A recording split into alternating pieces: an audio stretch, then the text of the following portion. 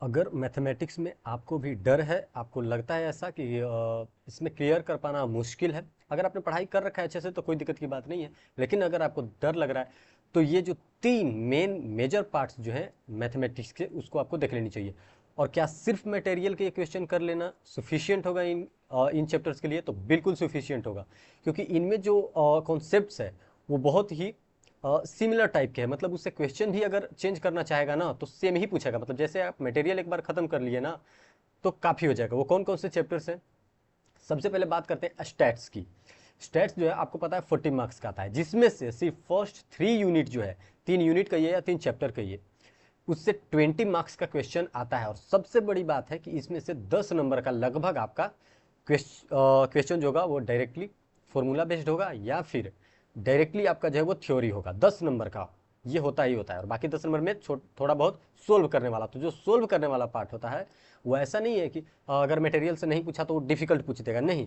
Material से vary भी करता है अगर क्वेश्चन, तो मटेरियल के ही क्वेश्चन जैसा होता है इन चैप्टर्स का। किसका किसका? जो फर्स्ट चैप्टर है आपका स्टेट्स का, वो सैम्पलिंग, ये दोनों तो थियोरेटिकल है, इसमें से थ्योरी ही पूछेगा। और सेंट्रल टेंडेंसी एंड डिस्पर्जन सबसे ज़्यादा यहाँ से लगभग 12 नंबर का यहाँ से पूछ देगा सेंट्रल टेंडेंसी से, और इन दोनों से 13 नंबर का। अब आप समझिए यहाँ पे जो 45 to 50% है, मतलब लगभग 20 to 25 मार्क्स का इससे पूछता है। मतलब 25 मार्क्स से बोलो 20 मार्क्स का मिनिमम आपका 20 मार्क्स का पूछेगा ही पूछेगा। किससे? स्टैट्स के फर्स्ट 3 यूनिट से। कितना? 20 मार्क का। और एक जो इजी जो चैप्टर है वो आ जाता है इंडेक्स नंबर, यानी कि फर्स्ट 3 आपको मैथमेटिक्स का जो है उसको कर लेना है स्टैट्स में। स्टैट्स में आपको क्या करना है? फर्स्ट 3 चैप्टर्स जो है स्टैट्स का, और एक लास्ट इंडेक्स नंबर। इनमें क्या है कि एक बार आप सोल्व कर लोगे ना, एक बार सोल्व कर लिए, जो मटेरियल है मटेरियल का इल्यूस्ट्रेशंस देख लिए ये सब, तो क्वेश्चन अगर चेंज भी करता है ना तो ऐसा चेंज नहीं करेगा कि आपसे बनेगा नहीं। अब जैसे बाकी चैप्टर्स है, कोरिलेशन, रिग्रेशन हो गया, थ्योरेटिकल डिस्ट्रीब्यूशन, ये सब में बहुत डीप कॉन्सेप्ट है। तो यहाँ पे क्वेश्चन चेंज करता है अगर मटेरियल से तो आपको सोल्व कर पाना थोड़ा सा मुश्किल हो जाता है। लेकिन ये जो चैप्टर्स है, आपका जो इंडेक्स नंबर हो गया वो भी लगभग 4 to 5 मार्क्स का पूछता है। और आपका measures of central tendency dispersion, sampling and statistical representation of data. तो ये जो 4 चैप्टर हैं, ये 4 ही चैप्टर है। ऐसा नहीं कि आपको लगे कि बहुत ज़्यादा पढ़ रहे हैं इनमें। और इनमें से क्वेश्चन जो पूछता है वो स्ट्रेट फॉरवर्ड, मतलब मुश्किल से 4 से 5 लाइन आपको लगेगा, क्वेश्चन पेपर पे भी आप चाहें तो सोल्व कर लोगे। तो क्वेश्चन अगर मटेरियल वाला नहीं भी पूछता है ना तो आपसे सोल्व हो जाएगा। सिर्फ यही चैप्टर्स हैं स्टैट्स में जिसमें स्ट्रेट फॉरवर्ड क्वेश्चन होते हैं। और ये कितने मार्क्स के हैं? 24 मार्क्स के हैं। 20 मार्क्स के ये फर्स्ट 3 चैप्टर्स, और 4 to 5 मार्क्स के ये इंडेक्स नंबर। और इनकी अगर आप इलस्ट्रेशंस अच्छे से कर लिए ना, जो एग्जांपल्स दिया हुआ है और जो क्वेश्चन होगा उसके बाद में लास्ट में, तो ये सुफिशियंट हो जाएगा। मैं कहूँगा मोर देन सुफिशियंट, क्योंकि इससे क्वेश्चन चेंज भी करता है ना। अब ऐसा नहीं कि इन चैप्टर से मटेरियल से क्वेश्चन नहीं पूछता, सारे से पूछता है। लेकिन इनसे जो है क्वेश्चन अगर वेरी कर देता है तो वो वेरी क्वेश्चन आपको बनाने में मुश्किल हो जाएगी। लेकिन जो ये चैप्टर्स है, 4 चैप्टर जो मैं बताया, इनसे अगर आप सिर्फ मटेरियल कर लेते हैं तो आपका 20 to 24 मार्क्स कहीं नहीं जाने वाला। अगर मान लीजिए 4 मार्क्स की गलती भी कर ले तो 20 मार्क्स आपका कहीं नहीं जाने वाला। और यहाँ पे सबसे बड़ा फायदा है कि टाइम कंज्यूमिंग बिल्कुल भी नहीं है। दूसरा पोर्शन जिस पे आपको फोकस करना है उसमें भी मटेरियल ही करना मैं कहूँगा ज़्यादा प्रीफर करना, वो हो गया कोडिंग डिकोडिंग। ये तो टोटली अगर आप मटेरियल अच्छे से नहीं भी करेंगे तो कोई दिक्कत की बात नहीं है। डायरेक्शन टेस्ट भी। सीटिंग अरेंजमेंट में मैं कहूँगा कि जो हेक्सागोनल क्वेश्चंस आप पूछता है उसको पास्ट ईयर में देख लीजिएगा। और ब्लड रिलेशन का मैं ट्रिक बता रखा हूँ पूरा चैप्टर का। अगर इसका आप ट्रिक मेरा वीडियो देखोगे ना, एलआर का ट्रिक होगा उसमें, उसमें टाइम वैल्यू ऑफ मनी का ट्रिक होगा, स्टैट्स का ट्रिक होगा, हर चीज़ का ट्रिक होगा। तो आपको आपके लिए काफ़ी आसान हो जाएगा। ये है 20 मार्क्स का। और इसमें आप जो है वो नंबर जो है ना वो जो कोडिंग डिकोडिंग है वो आपका पूछता है 20 से 30%, मतलब 20 मार्क्स में से। मतलब 4-5 मार्क्स का ये पूछता है, 5 मार्क्स का, 5 मार्क्स का डायरेक्शन टेस्ट, 5 मार्क्स का सिटिंग अरेंजमेंट, और 5 मार्क्स का ब्लड रिलेशन। तो 5-5 मार्क्स का सारा अगर पूछ रहा है तो अब आप सोचो कि डिफिकल्ट कहाँ आता है। सबसे ज़्यादा डिफिकल्टी जाता है ब्लड रिलेशन में। मैं ट्रिक बताया हूँ, जाकर देख लेना, चैनल पे अवेलेबल होगा प्लेलिस्ट में। दूसरी चीज सीटिंग अरेंजमेंट में जो है वो आप कर लेते हो अच्छे से। एक दो मान लीजिए यहाँ पे भी गलती, डायरेक्शन टेस्ट आसान होता है, एक गलती से ज़्यादा इससे गलती आपसे हो नहीं सकता, इसमें मैक्सिमम 2 गलती हो सकता है। और नंबर सीरीज और कोडिंग डिकोडिंग, तो इसके लिए मैं कहूँगा कि एक बार मटेरियल ही प्रीफर कर लेना। हालांकि अगर कुछ ज़्यादा पढ़ना हो तो सिर्फ सीटिंग अरेंजमेंट का देख लेना, पास्ट ईयर में जो क्वेश्चन पूछा है वो वाला। बाकी का आपको तो वो आपके लॉजिक पे डिपेंड करता है। और ये 20 मार्क्स का है, तो 20 मार्क्स का ये एल तो आप छोड़ने वाले नहीं हो। प्लस 25 मार्क्स का लगभग मैं बताया स्टैट्स में, फर्स्ट 3 चैप्टर्स और एक इंडेक्स नंबर, उसका सिर्फ इलिस्ट्रेशंस कर लो सभी का, और जो बैक साइड में क्वेश्चन है उतना कर लोगे ना, तो जो क्वेश्चन चेंज भी करके अगर पूछेगा ना तो वो सोल्व हो जाएगा आपसे। क्यों? क्योंकि उसमें इतनी कॉन्सेप्ट है ही नहीं कि बिल्कुल ही रिवर्स कर देगा, ये कर देगा, वो कर देगा। थ्योरेटिकल डिस्ट्रीब्यूशन में अलग कर सकता है, आपका सीक्वेंस क्या बोल रहा हूँ, वो हिलार का जो है आपका प्रोबेबिलिटी, उसमें इधर उधर कर सकते, लेकिन बाकी जो चैप्टर्स है उसमें बहुत आसान कॉन्सेप्ट होता है। और एक और जो चैप्टर जिसे मैं छोड़ रहा हूँ, जिसका मैं पूरा पूरा मैं सिर्फ आपको ट्रिक पे बता रखा हूँ पूरा चैप्टर, वो है टाइम वैल्यू ऑफ मनी, यानी कि मैथमेटिक्स ऑफ फिनांस। ये जो चैप्टर है सिंपल इंटरेस्ट कंपाउंड इंटरेस्ट से डायरेक्टली जो है वो 4 मार्क्स का क्वेश्चन आपसे पूछता है, ठीक है, मतलब डायरेक्ट क्वेश्चन होगा, मतलब आप थोड़ा छोटा छोटा फॉर्मूला आपको याद होगा तो ये बन जाएगा।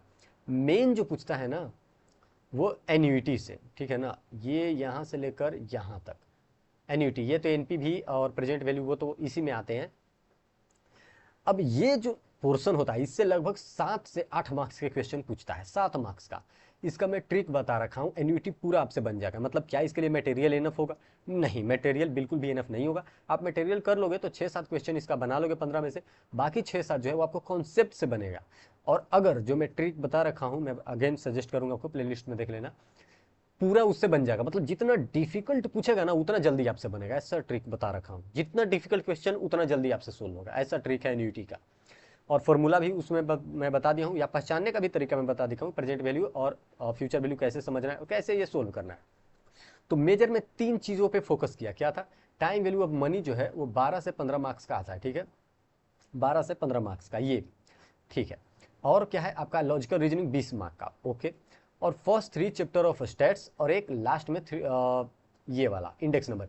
इनके सारे मैं कहूँगा ना, ये जो स्टैट्स के हैं, स्टैट्स में सारे चैप्टर्स अगर आप इलस्ट्रेशंस का कर लिए, ये 3 चैप्टर्स जो मेजर मेजर है, इंडेक्स नंबर और ऊपर के फर्स्ट 3, हालांकि 2 ही होना चाहिए क्योंकि ये यूनिट 1 और यूनिट 2 तो एक ही में है, बहुत ज़्यादा इसमें कॉन्सेप्ट नहीं है।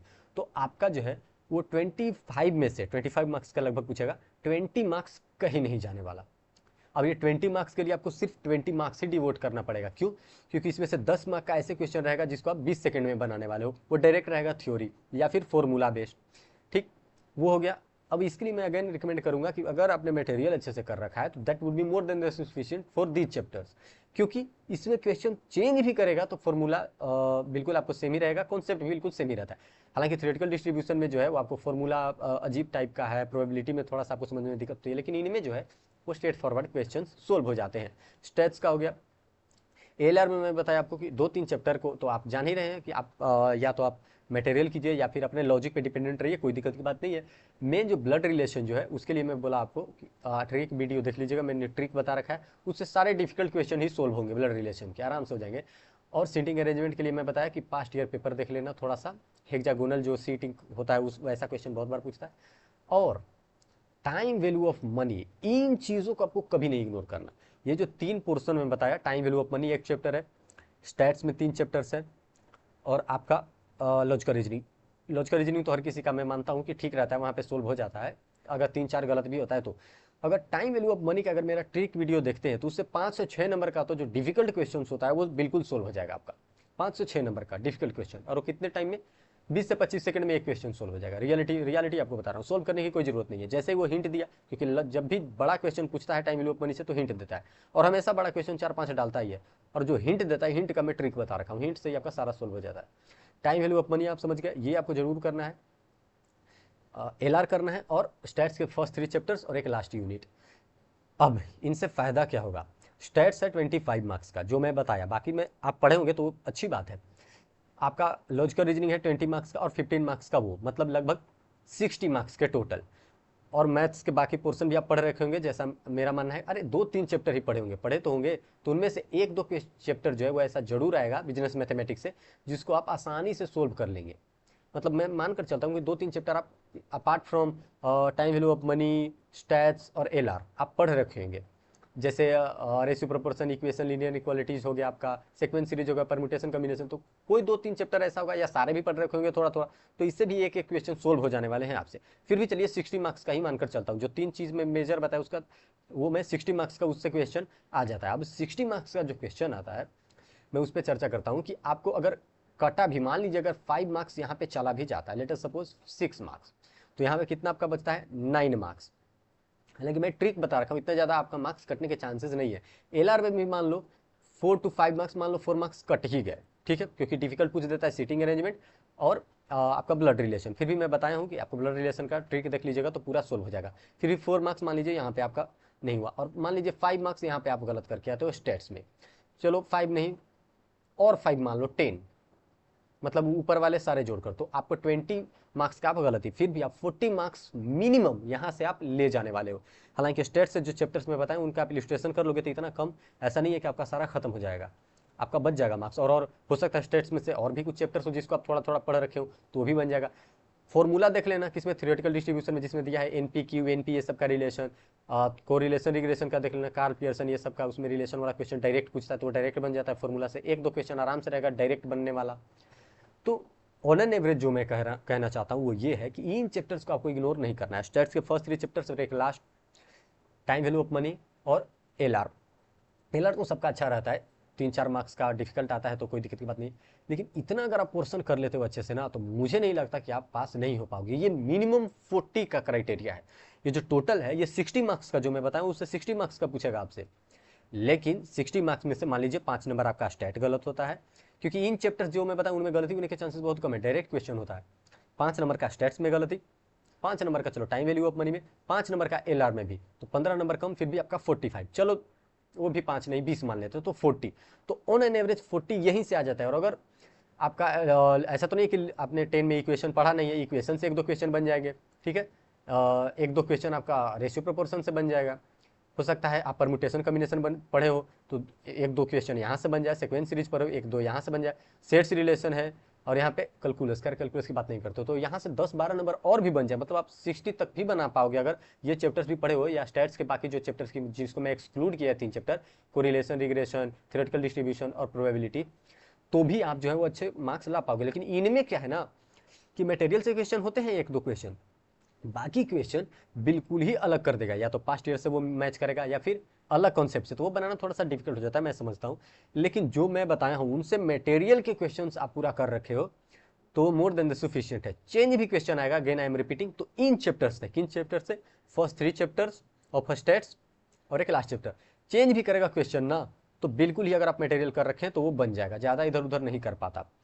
और टाइम वैल्यू ऑफ मनी में कहोगे कि चेंज करेगा तो मैं तो ट्रिक बता रखा हूँ कि चेंज करेगा तो कैसे बनेगा, फॉर्मूला का भी ट्रिक है वहाँ पे, समझने का ट्रिक है, एन्युटी कैसे समझे, हर चीज़ है, प्लेलिस्ट में मिल जाएगा, ट्रिक करके होगा, ठीक है।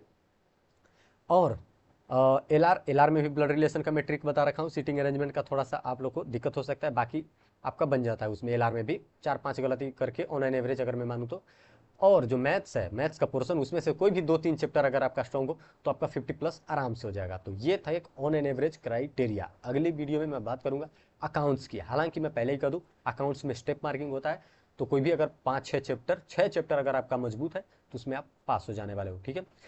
लॉ के लिए सिंपल, आपको जो है वो टोटल टॉपिक एक पेज पर लिख लेना और देखना कि कौन से टॉपिक आप बोल पा रहे हो, जो नहीं बोल पा रहे हो उसको फिर से मटेरियल खोल के देख लेना एक बार, ठीक। और इकोनॉमिक्स के आप जितना से जितना अंडरलाइन करते जब इकोनॉमिक्स में उतना ज़्यादा फायदा होगा, क्योंकि इस बार जो है वो 80% क्वेश्चन, 80 नंबर का क्वेश्चन जो है इकोनॉमिक्स का जो मैंने अपलोड किया था वो बिल्कुल ही मटेरियल का ही क्वेश्चन था, मतलब मटेरियल के बीच से उठाया हुआ 80 नंबर का क्वेश्चन था, ठीक है। बाकी कॉन्सेप्ट पर था इधर उधर करके, कोई बात नहीं। धन्यवाद।